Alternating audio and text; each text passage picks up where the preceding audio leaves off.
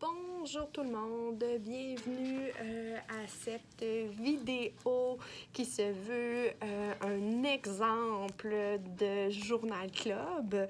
Donc, dans les prochaines minutes, je vais simuler une étudiante qui effectue une présentation orale auprès de ses pairs en fonction d'un article qu'elle a lu et qu'elle nous partage, dans le fond, les diverses informations et les acquis qu'elle a obtenus suite à la lecture de cet article-là. Pour pouvoir bien suivre ma présentation et bien mettre en place chacun des éléments que je vais discuter, je vous recommande d'avoir avec vous les diverses questions qu'on adresse dans le journal club ainsi que la grille d'évaluation de celui-ci. Vous avez tous ces renseignements-là qui sont disponibles dans les consignes de la réalisation de l'activité qui est dans la section travaux de votre Léa.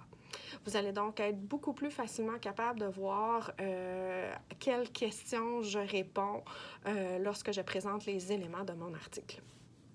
D'autre part, je vous demande d'être indulgent. La vidéo est faite avec mon cellulaire dans mon bureau. Donc, les angles de caméra ou l'éclairage n'est peut-être pas le plus, ainsi que le son, n'est peut-être pas le plus adéquat.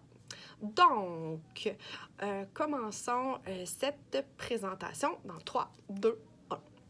Bonjour tout le monde, je m'appelle Geneviève Voyer, je suis étudiante en soins infirmiers. Je suis présentement en deuxième session, soit en première année. Je vous présente dans les prochaines minutes l'article qui se nomme, attendez, proche aidant, proportion élevée de symptômes dépressifs. L'article choisi a été publié dans la revue Perspective infirmière en novembre-décembre 2018 et son auteur est M. Guy Sabourin. Pourquoi j'ai choisi de vous parler d'un article qui est spécifique aux proches aidants? C'est en raison de raisons, personnelles et professionnelles. Les raisons personnelles sont en lien du fait que mon père a été victime d'un AVC il y a maintenant plus de 5 ans et ma maman est une proche aidante auprès de celui-ci. Donc, mieux comprendre sa réalité ou même, dans le fond, mieux saisir la présence de symptômes dépressifs va me permettre de peut-être mieux comprendre qu'est-ce qu'elle vit.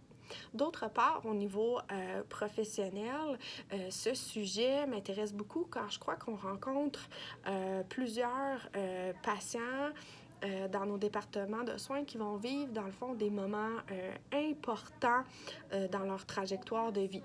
Qu'est-ce que je veux dire? C'est qu'ils vont vivre des transitions importantes, tant dans leur notion ou dans leur conception de qu'est-ce que la santé, qu'est-ce que la maladie.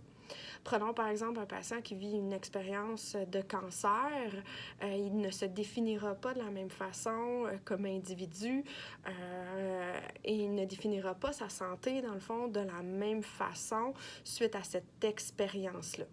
D'autre part, cette nouvelle réalité-là ou ce nouveau moment-là dans sa vie va entraîner beaucoup d'impact au niveau du réseau de soutien parce qu'il va falloir qu'il réponde, dans le fond, aux nouveaux besoins de celui-ci. Je constate qu'il y a beaucoup d'énergie qui est consacrée aux équipes de soins, aux patients, mais est-ce qu'on consacre autant d'énergie au niveau du réseau de soutien ou au niveau des proches aidants? Donc, pour moi, le sujet des aidants naturels devient donc très important parce que je veux pouvoir faire évaluer ma conception des soins infirmiers. Pour pouvoir bien comprendre, dans le fond, l'élément qui m'a interpellée le plus lors de la lecture, je pense qu'il est important de vous faire un bref résumé dans quoi consistait cet article.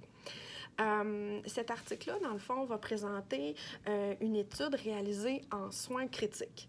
C'est peut-être des éléments qu'il faut noter qui est peut-être... qui fait que peut-être les notions que j'ai apprises ne sont pas nécessairement tous transférables, car c'est dans une unité de soins qui est très particulière, avec une réalité particulière. Dans le fond, l'étude qu'ils présentent, c'est qu'ils ont suivi pendant 7 ans 289 proches aidants qui ont vécu une hospitalisation de leurs proches pendant plus de 7 jours. Ils ont donc demandé aux proches aidants de compléter des questionnaires dans des moments très différents. Ils leur ont demandé de compléter jusqu'à 14 fois le même questionnaire pour évaluer, dans le fond, la présence de symptômes dépressifs. Ils ont donc présenter des questionnaires au jour 1 d'hospitalisation, au jour 7, au jour 1 mois plus tard, 2 mois plus tard, etc., pour aller jusqu'à 7 ans plus tard. Les résultats ont démontré, dans le fond, qu'il y avait des patients qu'ils pouvaient avoir, dans le fond, jusqu'à 43% de symptômes dépressifs possibles chez les proches aidants jusqu'à 1 an après l'hospitalisation. Toutefois, c'est pas ça qui m'a interpellée le plus dans l'article. Ce qui m'a interpellée le plus dans ma lecture de l'article est vraiment un propos spécifique d'un docteur Ken Figel, qui mentionne les propos suivants. Il est impossible d'empêcher tout stress chez un proche aidant, mais comme professionnel de la santé, on doit lui demander comment il fait face à la situation. En sachant maintenant qu'il est important de chercher ou, dans le fond, de constater comment l'aidant fait face à la situation, je constate qu'on est vraiment en lien avec les valeurs professionnelles de l'humanité. On sait que le IQ, définit l'humanité comme la générosité envers l'autre, la tolérance et la solidarité. Elle permet l'empathie et l'attention à l'autre dans son unicité. Je crois que cette question de focalisation-là, donc comment le proche aidant vit dans le fond ou comment le proche aidant fait face à la situation d'hospitalisation de la personne qui s'occupe, permet de me soucier de la réalité vécue par cette personne-là à ce moment spécifique-là.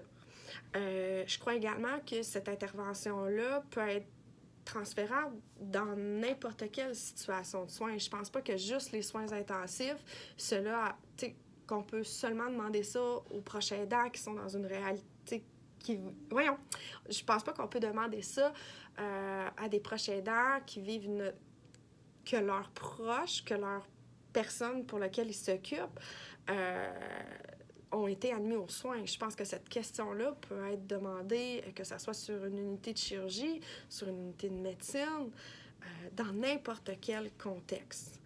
Je crois également que cette intervention-là va permettre rapidement de dépister la souffrance psychosociale. Puis s'il y a lieu, de diriger le patient vers des interventions beaucoup plus spécifiques comme le travailleur social ou la psychologue si on voit que la souffrance est trop importante.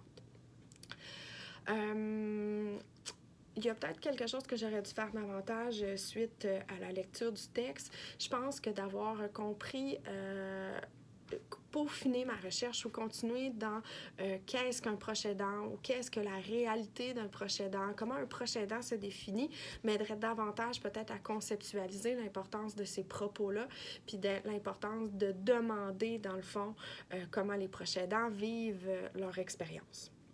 Et vous, si je vous demandais, seriez-vous à l'aise de demander ce type de questionnement-là à un aidant naturel? Seriez-vous en mesure de reconnaître qui est aidant naturel ou proche aidant auprès des patients familles que vous rencontrez? J'aimerais vraiment ça, vous entendre par rapport à ça, parce que moi, à la lecture de ce texte, je crois maintenant que c'est important. Moi, je me demande si vous pensez que c'est aussi important que moi. Donc, merci. J'espère que ça va vous éclairer un petit peu sur c'est quoi mes demandes et mes attentes. Je vous remercie. Je vous souhaite de passer une excellente fin de journée. Bye bye!